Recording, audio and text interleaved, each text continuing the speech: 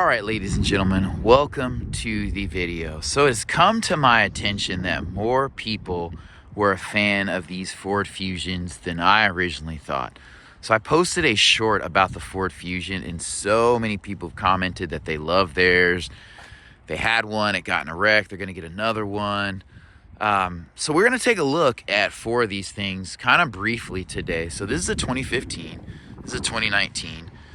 This is a 20, I don't know, we'll find out. And I think this is a 2015, 16. So they're not the newest cars, but we'll just take a look at the interiors. And I just have to say, like, these are really, really good looking cars and an underrated vehicle by Ford. So around this time, Ford had the Ford Taurus, and these vehicles appeal to different audiences. But one of the things that's not really well known about the Ford Fusion is that it has more interior volume than the Ford Taurus. And it's easier to maneuver, and it's overall just a better looking vehicle. They borrowed from the Aston Martin design. So with that being said, let's hop in. This should be a pretty good spec because it's a hybrid, but it is a 2015. So we'll start with the looks department. We all know this, but it's a great looking vehicle. I like the use of chrome here. The signal indicator here is nice. Not a bad angle on this vehicle. It's a shame that Ford got out of cars, but I get it. SUVs are more lucrative. That's the way of things. This one does not appear to have satellite radio, but again, it's a 2015, so it's 10 years old. It's a decade old, and it looks really good. One thing I didn't mention about the exterior of this vehicle, along with the dope Aston Martin looking grille in the front, I love these wheels.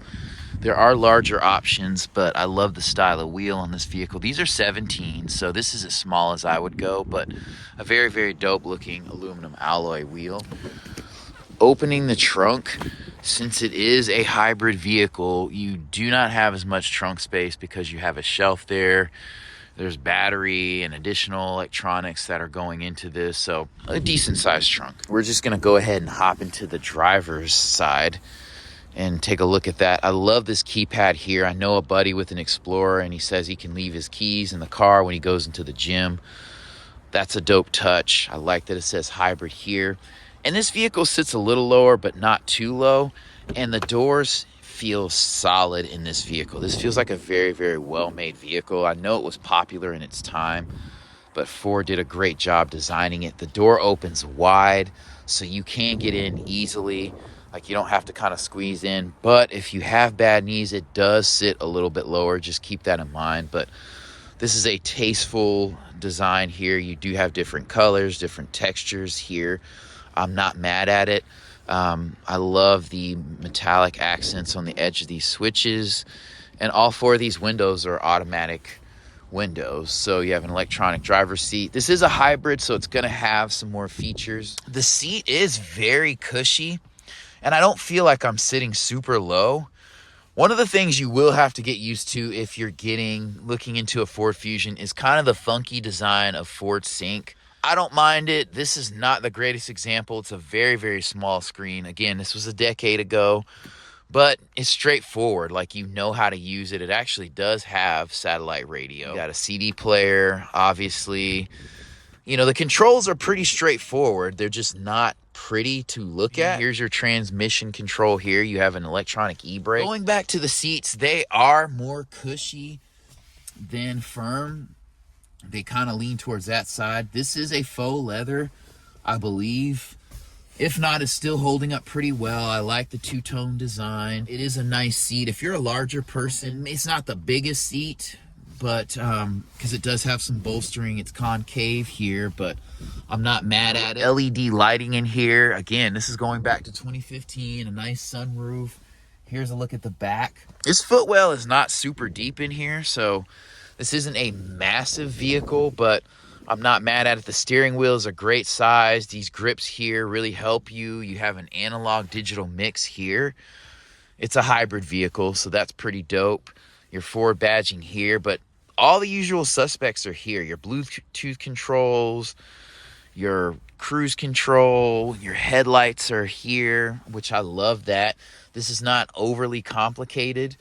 So yeah, this is nice. Your cup holders are right here. You have decent charging and a decent cubby space here. One thing I would like is some accenting here, like chrome accenting, but that's okay. We don't have that. Stepping into the back, you don't have a kick plate here, but again, nice design on the door. It's holding up very well. Sitting in the back of this vehicle, I don't feel like claustrophobia is taking over. You have a charge option here. There is a little bit of a hump here, so this is gonna be more of a 4-seater, but you have mat pockets here. Here's a look at the front there, still clean. This is a great used vehicle if you're into sedans.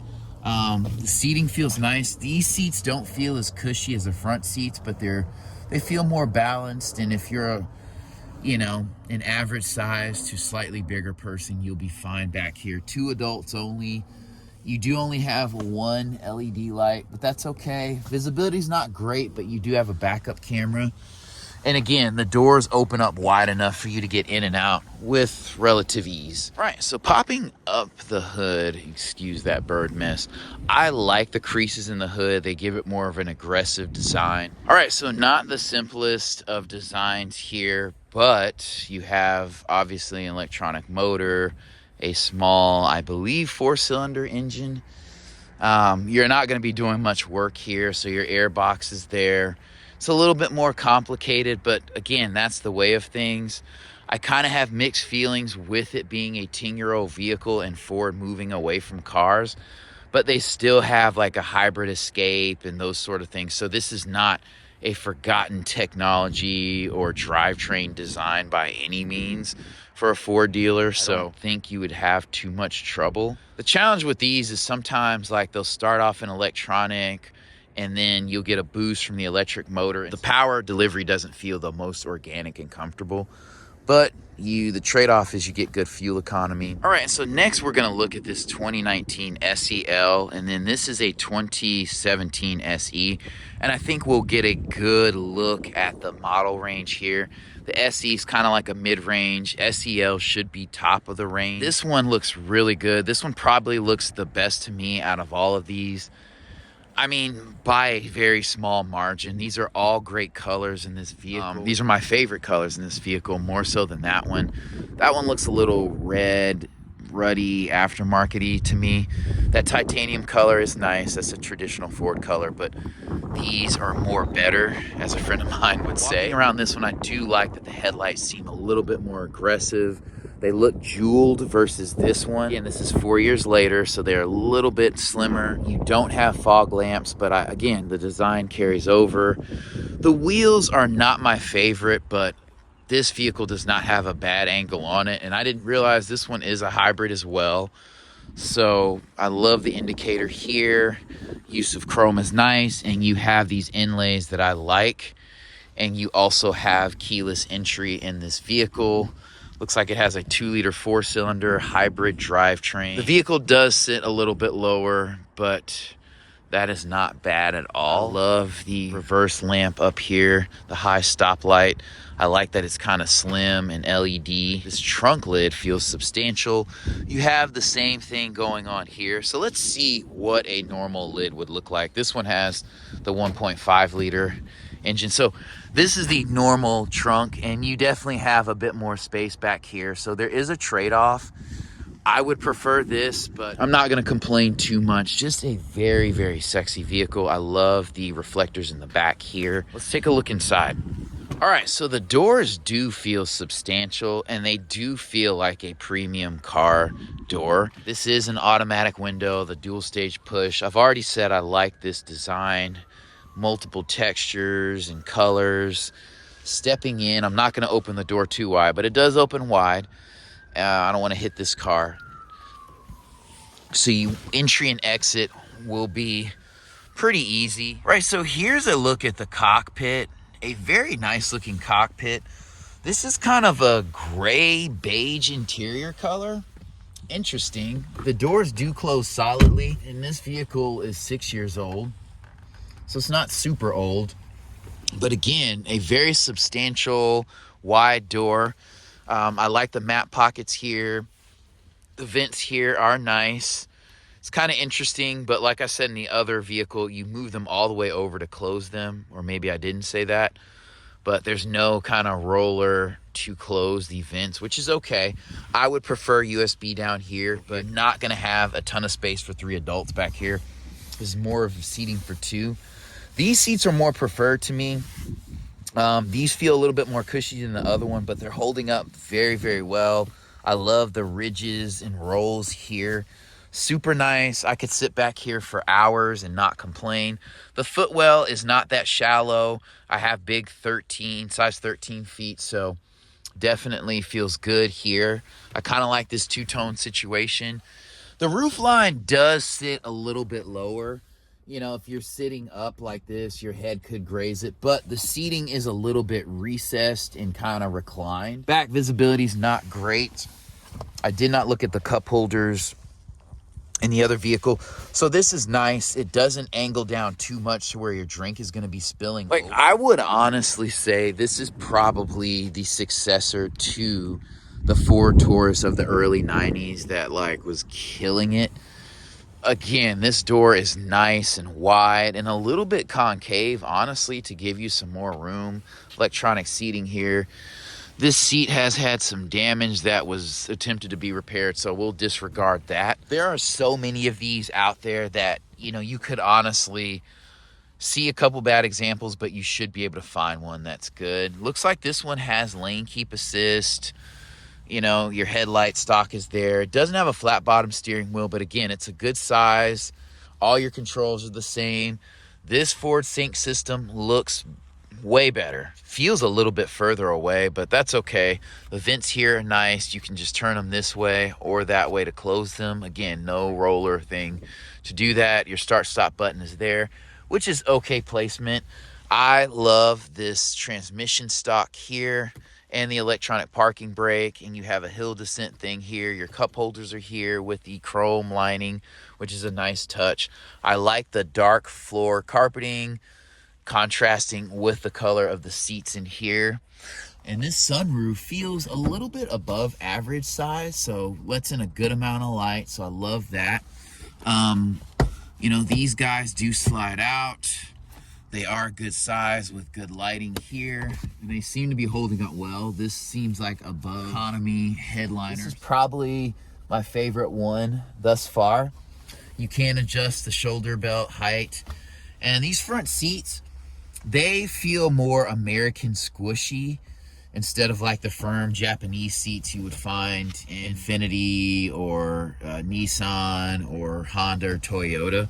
So keep that in mind, but not a bad vehicle at all. And you also have memory seats here. Okay, and so if you're not keeping count, the theme here is solid build and design, and well worth a look if you're looking at a used sedan. Stepping in, you can hit your head here. This is a swoopier styling in this vehicle, so you have a little cutout here to give you a little bit more space. Again, these seats are reclined, so when I'm sitting back, I have a little bit of room, but if I sit up, could be an issue if you're taller. The seating back here is nice. It's a good balance between cushion and firmness, and this faux leather is holding up very well. I'm not mad at it. Again, you have one light back here. You know, same affair that you had in those hybrids. So honestly, you get some nice design, whether you get a hybrid or an SE. This is an SE and not the SEL.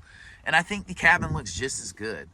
So, you know, it's definitely going to have lesser amenities. You don't have 2 USB, ports right there, but that's okay. Just overall, a very, very solid vehicle.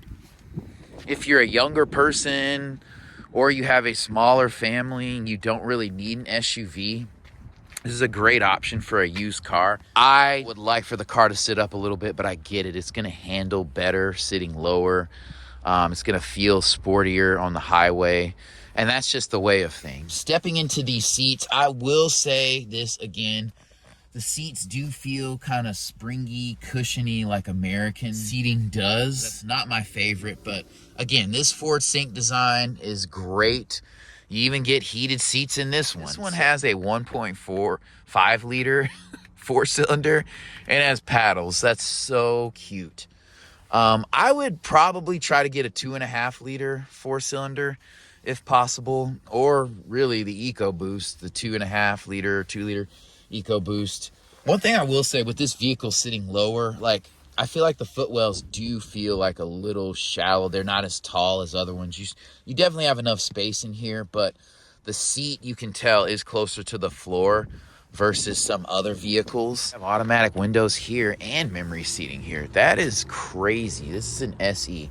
This is a 2017 SE. This is a turbocharged engine, so just make sure it was well taken care of if you're buying a 7-year-old turbocharged Ford. And if you're popping the hood on these, please keep in mind the lever to lift the hood is over here in the corner. So you have good placement for the battery and for your air box. You can definitely change the spark plugs and refill the windshield wiper fluid in the coolant reservoir here. All right, so this thing gets 181 horsepower and 185 pound-feet of torque. So that is not a bad amount of power, and they're not a ton of power. Like if it was over that, I would be very concerned. I would not like 200 horsepower coming out of that engine. You have a 6-speed automatic transmission. Like I think a 7 or 8 speed would definitely lend to better fuel economy. And I think you could get a 2-liter EcoBoost, 2.5 liter. I mean, they threw every engine option that they could in these vehicles. So definitely choose wisely based on your preferences. You can get naturally aspirated, you can get hybrid, you can get turbo.